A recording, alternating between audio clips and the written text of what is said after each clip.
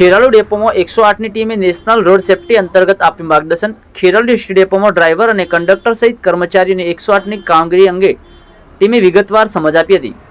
આકસ્મિક ઘટના અંગે ડ્રાઈવર સહિત કર્મચારીને શું તકેદારી રાખવી જેવી વિગતોની સમજ આપવામાં આવી।